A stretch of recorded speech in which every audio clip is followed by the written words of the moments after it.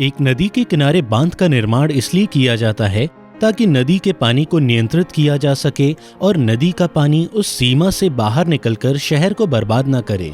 यदि बांध न बनाया जाए तो ये शहर को तबाह कर देगा। हमारे मस्तिष्क को भी हम आत्म अनुशासन के माध्यम से नियंत्रित कर सकते हैं। हमारा मस्तिष्क एक चाकू की तरह है। एक सामान्य चाकू में दो हिस्से होते हैं, एक है धारदार हिस्सा और दूसरा है हैंडल। ये तो आप जानते ही हैं कि धारदार हिस्से के प्रयोग से हम अपने रसोई की सब्जी, फल इत्यादि काटते हैं और अपने जीवन को सरल बनाते हैं। मान लीजिए कि आपने चाकू को हैंडल की बजाय धारदार हिस्से से पकड़ लिया, तब क्या होगा? कोई शक नहीं है कि आपको इसका उत्तर पता है और आप इसे धारदार हिस्से से पकड़ने की गलती नहीं करेंगे। हमारा मस्तिष्क सदैव इधर उधर बहुत तेजी से भागता रहता है और इसे अगर नियंत्रित न किया जाए तो ये बिल्कुल धारदार हिस्से से चाकू को पकड़ने के बराबर होगा, जिससे कि आप समस्या में पड़ जाएंगे। तो आज मैं राजन जी द्वारा लिखी गई बुक राजनीति टाइम मैनेजमेंट से सेल्फ डिसिप्लिन यानी आत्म अनुशासन के बारे में कुछ स्मार्ट आइडियाज आपके साथ शेयर करने वाला हूँ। तो चलिए शुरू करते हैं। आत्म अनुशासन क्या है?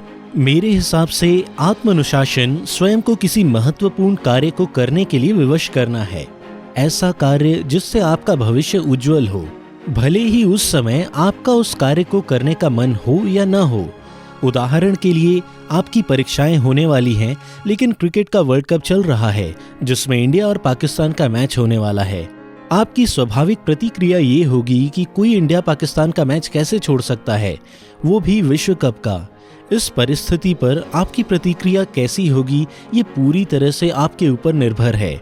आप मैच देखने का विकल्प चुन सकते हैं और तब आपके परीक्षा में अच्छे अंक नहीं आएंगे, या आप खुद से कह सकते हैं कि वर्ल्ड कप में इंडिया आज तक पाकिस्तान से कभी नहीं हारा और आज भी नहीं हारेगा, पर यदि मैंने पढ़ाई नहीं की तो मैं फेल हो सकता हूँ, इसीलिए मेरा पढ़ना ही समझदारी है, और आप पढ़ने का विकल्प चुनते हैं और सफल होते हैं। आत्म अनुशासन में अपनी तत्कालिक और क्षणिक खुशियों के त्याग की आवश्यकता होती है ताकि आप लंबे समय में बड़ी खुशियां प्राप्त कर सकें। यहाँ पे राजल जी ने अपने स्वर्गीय दादाजी का उदाहरण दिया है, जिन्होंने अपना घड़ी का व्यापार कुछ घड़ियों से ही शुरू किया था। उस समय उनके पास ये विकल्प था कि उनकी जो भी बचत हो उसे अपने लिए ही खर्च कर दें, या अपने प्रति कठोर बनकर अपनी बचत को सुरक्षित रखें और अपने व्यापार को समृद्ध करके परिवार को उज्जवल भविष्य दें। उन्होंने दूसरा विकल्प चुना और आत्म अनुशासित रहकर उन्होंने अपनी तत्कालिक खुशियों का त्याग किया ताकि लंबे समय में उनका परिवार सुखी रह सके। आज उनकी कई पीढ़ियां उनके इसी त्याग के कारण सुख से जीवन व्यतीत कर रही हैं। आपको हर क्षेत्र में आत्म अनुशासन का अभ्यास करना होगा। यदि भोजन की बात की जाए तो आपके पास ये विकल्प है कि या तो आप तत्कालिक संतुष्टि प्राप्त करने के लिए मसालेदार भोजन को नियमित रूप से खा सकते हैं और लंबे समय में आप देखेंगे कि आपका हाजमा और आपकी सेहत खराब हो गई है। ऐसे ही आपकी जो भी बचत है उसे आप अपने मित्रों के साथ पार्टी करने में खर्च कर सकते हैं और लंबे समय में आप पाएंगे कि बचत के नाम पर आपके पास अब कुछ नहीं बचा है। और ऐसे ही आप तत्कालिक संतुष्टि प्राप्त करने के लिए अपने समय का इस्तेमाल मनोरंजन के लिए यानी टीवी देखने, फिल्में देखने, गाने सुनने या घूमने में कर सकते हैं, जबकि यही समय आप पढ़ने में भी इस्तेमाल कर सकते हैं। और ऐसा नहीं करने पर लंबे समय में आप पाएंगे कि आप पढ़ाई में पूरी तरह से पिछड़ गए हैं। हजारों सफल लोगों पर एक स्टडी किया गया कि वे आखिर इतने सफल कैसे हो गए। इस स्टडी में जो सबसे महत्वपूर्ण उत्तर मिला वह ये था कि उन्हें भी इस कठिन कामों को करने का मन नहीं करता था और वे सरल कार्य करना चाहते थे, पर उन्होंने अपने मन पर विजय प्राप्त की, उन कठिन कार्यों को किया और सफलता के नए कीर्तिमान स्थापित किए। आत्म अनुशासन के बल पर एक कम योग्यता वाला व्यक्ति भी बहुत बड़ी सफलता प्राप्त कर सकता है। मैं मानता हूँ और जानता हूँ कि आत्म अनुशासन बहुत कठिन है, पर मैं आपको ये भी विश्वास दिलाना चाहूँगा कि आत्म अनुशासन के माध्यम से जो परिणाम आप प्राप्त कर सकते हैं वो किसी और तरीके से प्राप्त नहीं कर सकते। आत्म अनुशासन विकसित करने के लिए राजल जी ने अपने बुक में कुछ सुझाव भी दिए हैं, जैसे कि सबसे पहले खुद से पूछें कि यदि मैं इस काम को ऐसे ही लगातार करता रहा तो इसके क्या परिणाम होंगे। और दूसरा, खुद से पूछें कि क्या मैं मन को नियंत्रित करता हूँ या मन मुझे नियंत्रित करता है। क्या मेरे पास मेरे मन का रिमोट कंट्रोल है या मेरे मन के पास मेरा रिमोट कंट्रोल है।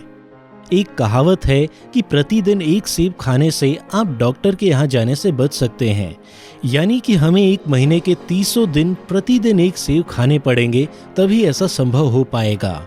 आप ऐसा नहीं कर सकते कि 1 तारीख से 30 तारीख तक एक भी सेब न खाएं और 30वें दिन सभी 30 सेब एक साथ खा जाएं। ऐसा न तो उचित है और न ही संभव।